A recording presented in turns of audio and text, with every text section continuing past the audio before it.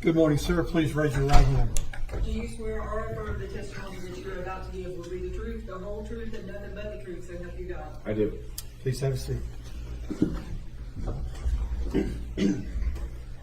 Would you state your name, please? Chris Czaplak, Would you spell your last name, please? Czaplak. Where do you live? San Diego, California. Did you travel here from San Diego to testify in this case? I did. When did you get here? Yesterday evening. Where do you live in California? San Diego. Your current employment? I have my own law firm, What's the name of that? Homefront Group. And what kind of cases does your firm handle? We focus primarily on VA disability claims and appeals. Are you yourself an attorney? I am. When and where did you get your law degree? I graduated from American University's Washington College of Law in 2009. Have you served in the United States Navy? I have. For how long? 20 years. And what was your position in the Navy? I originally started out as a submarine officer, spent 6 years in that community. An opportunity to go to law school on active duty came up, attended American University, and spent the rest of my career as a Judge Advocate General, well, in the Judge Advocate General's Corps. Where did you attend college? The United States Naval Academy, How long did you go to the Naval Academy? 4 years. And from the Naval Academy, where did you go in the Navy? After graduating from the Academy, I went through the Navy's nuclear training pipeline, started off in Charleston, South Carolina, went to Saratoga Springs, New York, and then Groton, Connecticut, before reporting to my first submarine in Pearl Harbor. Do you know the defendant in this case, Nick Kassotis? I do. Do you see him in the courtroom? I do. He's sitting at the defendant's table. How do you know him?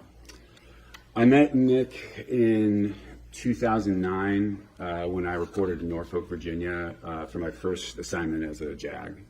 And what was his position in the Navy? He was also a JAG. He was assigned as a defense counsel in Norfolk. We were at the Navy Legal Service Office. I started off very briefly doing legal assistance and then moved over to working defense with a number of JAGs, Nick included. What was your relationship to him? We were colleagues, we were friends. We got along very well when we met in Norfolk. I don't recall trying a case with him in Norfolk, but we collaborated often. We discussed our own cases, discussed strategy, discussed approaches to witness and evidence. Did you have occasion to go to Italy? I did. After my tour in Norfolk, I took what's called a hot fill billet, short notice emergency opening for the senior defense counsel. So I was in charge of the defense attorneys that covered Europe, Africa, and the Middle East, and my home base was Naples, Italy. Did you have occasion to practice law involving the defendant while you were in Italy? I did. So Nick, around that time, also transferred to Italy. He was stationed in Sigonella, Sicily. He was on the government side, so he prosecuted cases in that area. He also worked with advising the base commander. Roughly from when to when were you in Italy? 2011 to 2013. And was the defendant in Italy during that same time period? We overlapped for most of that, yes. I'm showing you now what's been previously admitted, State's Exhibit number 2.32. Mm-hmm. Do you recognize the person that's shown in this photograph? I do. That's Mindi Kassotis. How did you know her? I met her around 2016. I had learned that Nick had remarried, and Mindi was his new wife. We met in D.C. in 2016, and then had the occasion to interact at least one more time after that. I believe we had dinner in Norfolk. I was able to have dinner with them when they were visiting. At some point, did your and the defendant's career paths diverge? Yes. Actually, we had a couple conversations, Nick and I, about what he wanted to do. He had debated whether to leave active duty or not. This is a typical conversation that everybody, on active duty has at some point. We debated the pros and cons. He decided he wanted to follow a path that required him to get off active duty. So he left the Navy after spending some time in D.C. I continued on active duty. My payback for going to law school was significant, so I wasn't going to be eligible to even resign before I had 15 years in. And at that point, I might as well do the other 5 and get to 20. At some point, did you lose contact with him? Yes. The last time I saw Nicholas and Mindi was in Norfolk sometime between 2016 and 2018. I left Norfolk in 2018 for San Diego, and I had stayed in touch. My wife and I had stayed in touch with both of them, and my first indication that that we had lost contact was when a Christmas card was returned that the address was invalid. That would have been on or about what year? Probably 2018, 2019 timeframe. It was after I was in San Diego. At some point after that, did he reconnect? Yeah, it was sometime later, but I hadn't heard from him in years. And then around July of 2022, he reached out to me with a new email address.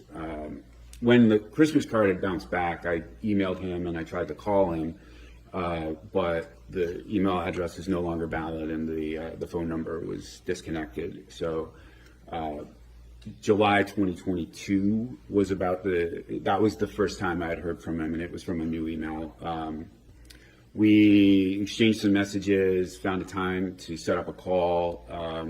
He provided me with a new phone number, and we had a call to catch up that month. And during that conversation, was there any discussion by him about a name change? Yes, he had. So one of the topics was why I hadn't heard from him in so long, and he explained that he and Mindi were changing their names. We're getting new social security numbers. We're getting new passports and driver's license. He explained the reason behind that was that he had learned that the family he thought that he was the biological child of, he wasn't. He explained that who he thought were his biological parents and brother had been filing false complaints to the 2 bars that he belonged to, Virginia and Massachusetts. He was getting alerts on his credit history that people were opening accounts in his name, and learned later that who he thought was his family was behind that. So to avoid all of that, he and Mindi had cut off all communication and started changing their identity. Did he describe Mindy's condition? He did. In July, in that July 2022 conversation, he said that Mindi was pregnant and that they knew that the gender was a girl. And I was very excited for him. That was another big topic of that phone call. It was, I was happy for him. I thought that was great. Was there any conversation about him writing short stories? Yes. He also, as we were catching up, he told me how he started creative writing as a hobby, and that had turned into a pretty significant thing that he did. He wrote a number of short stories that he had published on the website Reddit, and one of them in particular had garnered the interest of someone in Hollywood, and he might get that story optioned as a screenplay. When was the next time you spoke with him? So I didn't hear from him again until March of the next year, so 2023. And tell the jury how that conversation went. So he sent a connection request on LinkedIn, and I thought that was good news because I know that he had tried to keep a very low profile, and so I accepted it as soon as I saw it. I messaged him. He asked if I had time to catch up. We found a time on our schedules where we could do another phone call. And so sometime in early March, we connected again on the phone. And what did he tell you during that phone conversation? Early in the call, I asked him how Mindi was doing because I figured the baby must have been born at this point, and he mentioned that she had passed away. He explained that she had complications with the pregnancy, that she had high blood pressure, and there had been some issues with her heart, that she had been hospitalized at least once, but that sometime before she could give birth, she passed away.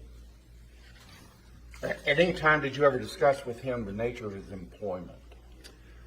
Yes, in that first call in July, natural question was, what have you been up to, since you left the Navy? And he said he was involved in a startup that had something to do with cybersecurity, that they had some product or service that had access to the dark web to identify cybersecurity threats.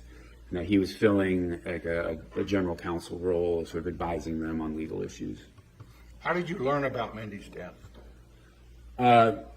Well, the phone call where he said she died of natural causes was sort of the first time I heard that she died, but some weeks later, a mutual friend of ours forwarded me a news article about her disappearance, that her remains had been found, and that Nick was was the primary suspect. And based upon receiving that information, what did you do? Well, so I felt that what he had told me in an earlier conversation was important information that the authorities should know. So I contacted the tip line that was in the news article. I spoke with an agent from the Georgia Bureau of Investigation and recounted the phone conversations I'd had with Nick, tried to be as accurate as possible and as factual as possible. Thank you. That's all the questions.